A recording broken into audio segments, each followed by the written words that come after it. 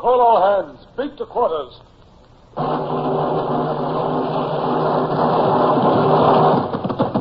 Unload the guns. Stand by the starboard battery. One broadside into her, if you please, Captain Bush. Pointers on target. Linstocks ready. Aye, aye, sir. Ready. Fire!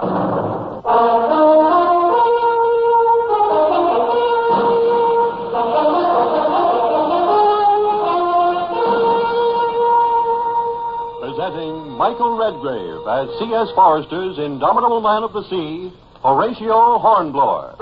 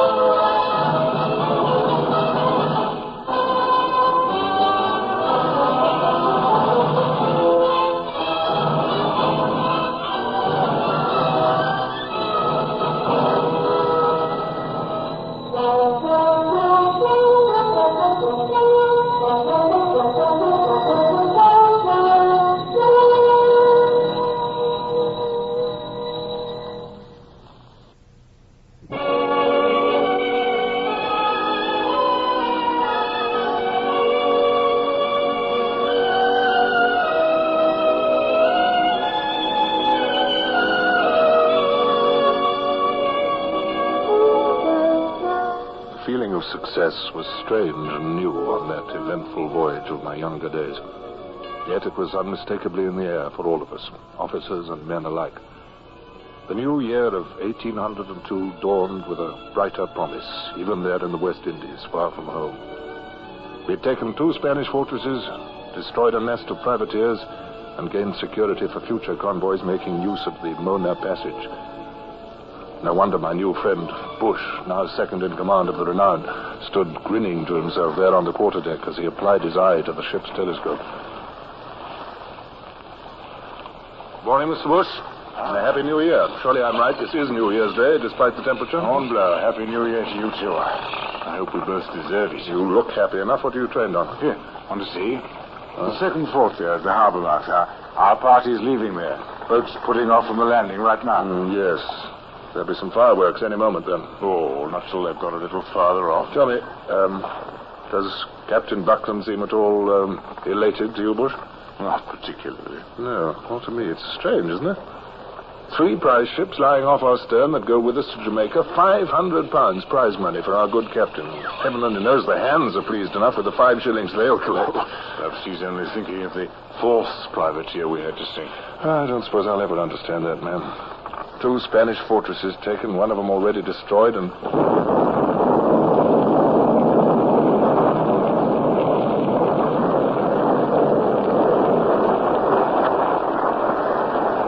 the second of them gone. Our boat party's safely away. No more do Spanish guns rule the entrance to Samana Bay, you'll notice. Fountains of smoke and flying masonry. I have them 2 tons of gunpowder were quite sufficient, weren't they? We should be losing sail now any minute. As soon as his nib sends up word from his cabin. Well, with 4 ships, 3 prizes, and ourselves jammed full of prisoners and their women, at least our voyage to Jamaica won't be boring. It's the women must be watched, I'd say.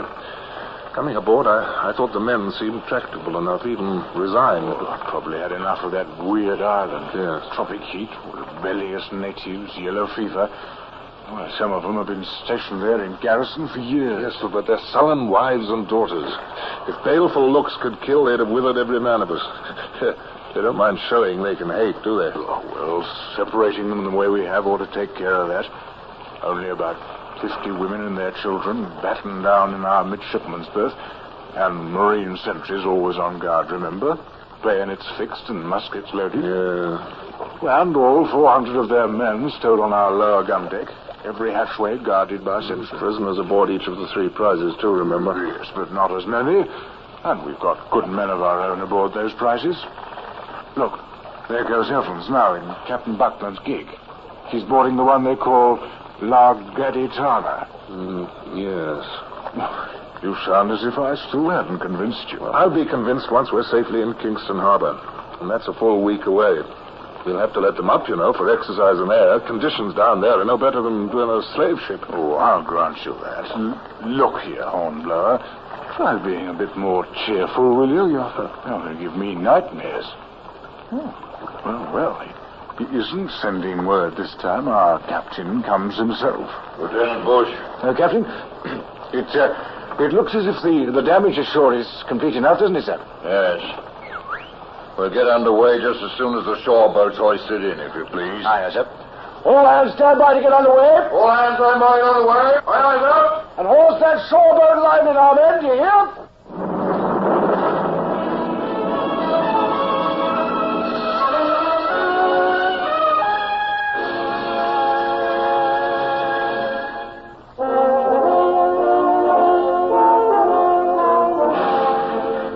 Bush was entitled to feel satisfied, I suppose, as one day followed another without event.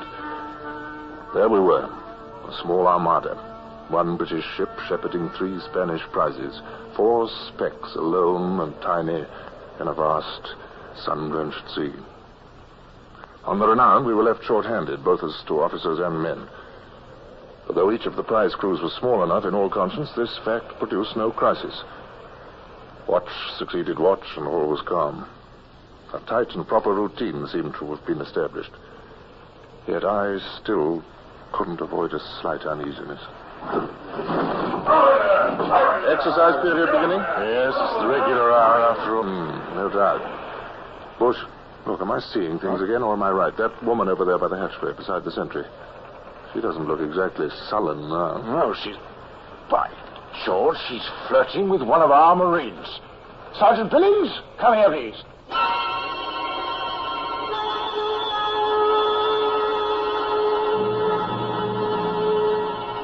Sit down, gentlemen. Sit down. Thank you for coming. Oh, shut the door, please, Lieutenant Bush. Certainly, Captain. Tomorrow afternoon we should reach Kingston. I haven't tightened up too much on sailing orders during the voyage, so long as we could keep the 3 prize ships under surveillance. But now that we'll be entering a British harbor, some changes are called for, I think. Oh, changes, sir? Yes, Mr. Bush. Can't have those Spanish vessels straggling along in any fashion. Simply won't do. Must keep at least a trim formation. Understood, gentlemen? Yes, sir, of course. But may I respectfully suggest, sir, that in this instance, appearances aren't really as important No, as... Mr. Hornblower, you may not. And listen, if you please, to my instructions. Yes, sir. Midshipman Brown will replace Mr. Hornblower temporarily as second lieutenant of the Renoun under Lieutenant Bush. Mr. Hornblower, this afternoon, well before nightfall, you will transfer to the first of the privateers, La Gaditana. Yes, sir. From there, in consultation with the other prize crews, you will please organize a more efficient disposition. Bring all 3 into port in an orderly manner. Sir, may I be permitted to point out that, we're already short-handed aboard Renoun. I don't know why it is that certain officers feel called upon to offer me advice when I don't ask it. Very well, gentlemen. That will be all, I think, for the moment.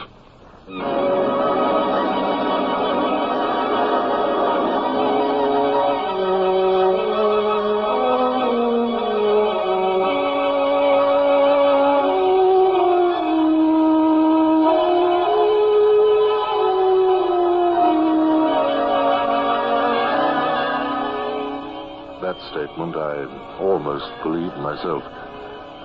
Once aboard Gaditana, I set about hoisting signals to our other 2 prize crews, pursuing Buckland's instructions as best I could.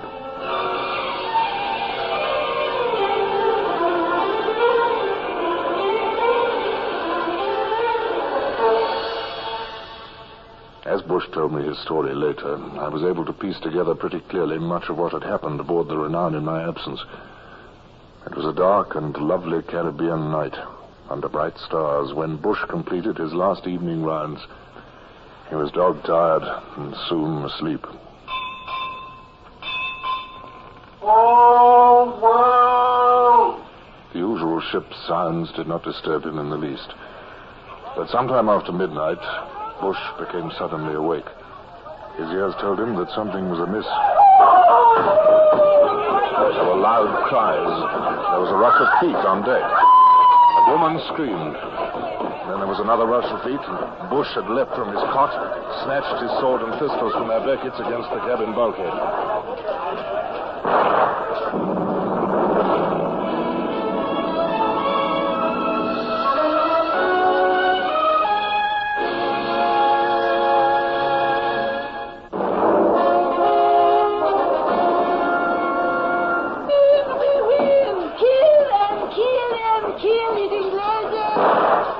They were upon him in an instant. Hands grabbed his sword blade. He fought to tear it from their grip. Struck wildly at the pressing mob. Kicked out with his bare feet at the attackers. Renoun! Renoun! This way! This way! Come on, we'll make a stand! I'm with you, sir. It all happened so fast, none of us knew enough to rally. Renoun! This way! We can stop them! Over here! Come on! Come on! Don't look much good, sir, does it? Here comes some more of our crew, though. We'll try. Stand together, men, together. We'll be cut to pieces if we don't.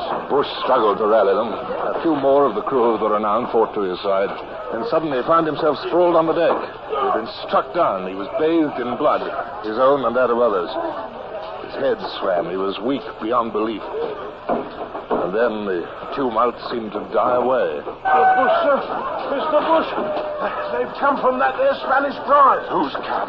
I do believe it's Mr. Hornblower, sir, with his prize crew. This way. All your Renouns who can still walk. This way now. We can drive them back.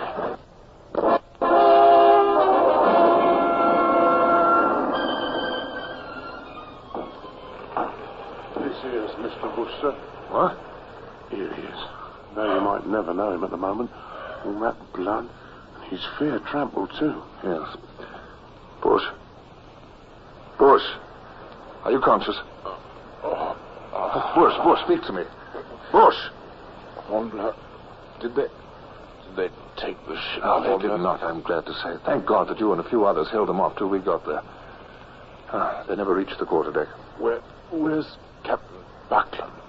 Well, they took him prisoner while he still lay abed. Oh, he's all right. We released him as soon as we got the Spaniards under control, and he... Bush. Here, man, he's unconscious again now. Lift him gently now. Gently. We'll have him in his cabin in no time.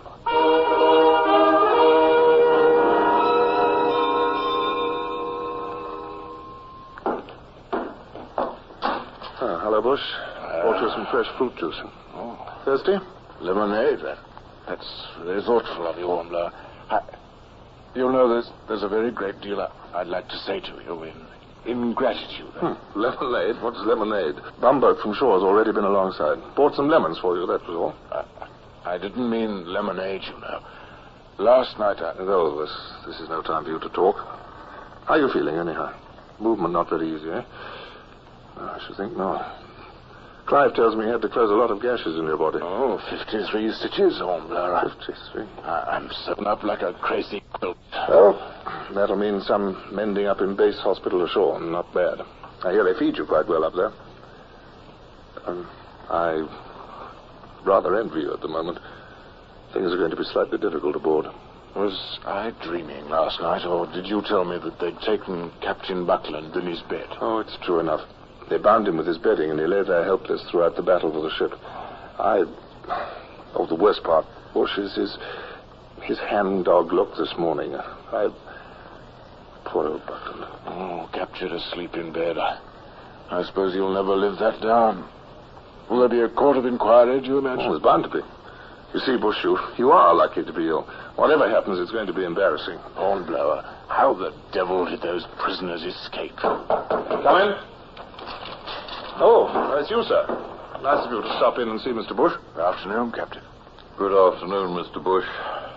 Thought I'd just look in on you for a moment before going ashore. You're going ashore to make your report, sir? Yes. Well, it's a beautiful afternoon, sir, so far as I can judge. And you do look most impressive, sir. Those spotless white trousers and uniform coat, and your sword. Oh, yes, I've dressed with the utmost care, in the finest I could find. I've carefully prepared my reports.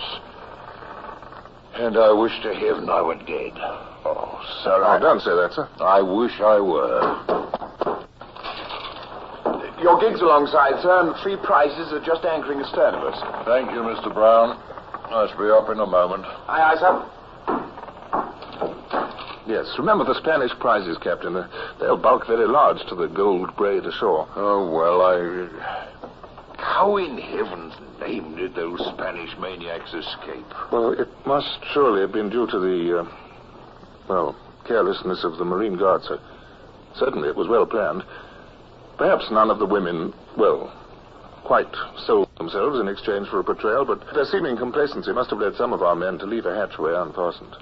Yes, we must institute an investigation at once. Sergeant Billings has already reported, sir. He seems quite certain, after much inquiry, that 2 Marines were responsible, and both of them died in the fighting last night. Oh, well, at any rate, I want you gentlemen to know I've treated you well in these reports. For instance, Mr. Hornblower, I've given you full credit for what you did at Haiti and for boarding the ship when the prisoners rose. Oh, thank you, sir. It's more than I deserve. Well, I'll be off. Good fortune to you, Mr. Bush, if you've been taken ashore before I'm back. Oh, thank you, sir. And good luck to you, too, sir, while ashore.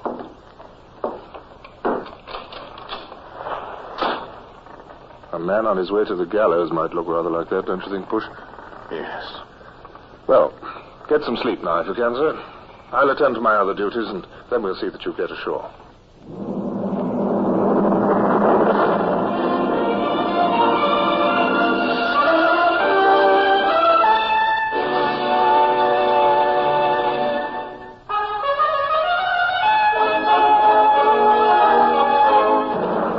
After we'd piped Captain Buckland off, there was much else to be seen to while we waited for the stretcher bearers from Kingston. Meanwhile, up on deck, I asked Surgeon Clive about Bush. Yes, Mr. Hornblower, his condition is rather serious. Serious? Well, you didn't tell me that this morning. He's grown feverish, and with so many wounds, both large and small, I fear infection. Oh. Oh, well, he's not in such bad shape as those 3 seamen who stood with him. Don't worry. They've a really excellent naval hospital here, I'm informed. I do believe that's the hospital lighter now. Am I mistaken? I think you're not mistaken, Doctor. Dawson, stand by to receive those stretcher men from the boat coming alongside. There should be stretchers for 6 men in all. Be lively now.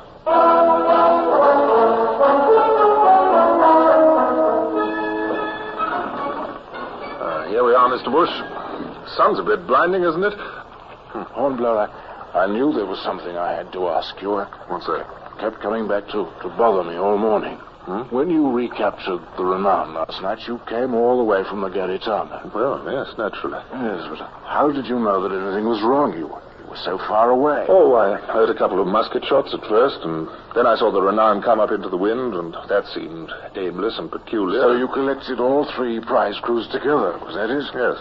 Well, the thing that puzzles me, stripping all 3 of our seamen, weren't you afraid of losing the prizes, Hornblower? They all carried prisoners aboard. Better to lose the prizes than the Renoun, Bush. Besides... Besides what? Well, I had every sheet and halyard cut in the prizes before we left them. It took them so much time to reeve new ones that we had no trouble at all retaking them. Oh, so that was it. And you had to retake them. Yeah. By the holy, you had a busy night all in all. Well, yes, rather. Into the boat with them now, men. And watch those slings. Hoist away.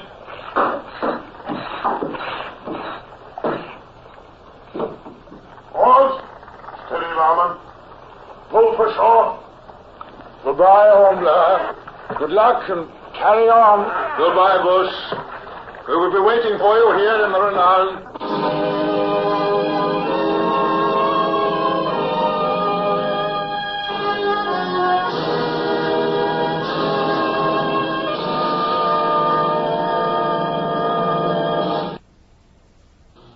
Horatio Hornblower, starring Michael Redgrave, is based on the novels by C.S. Forrester. Music composed and conducted by Sidney Torch. Produced by Harry Allen Towers.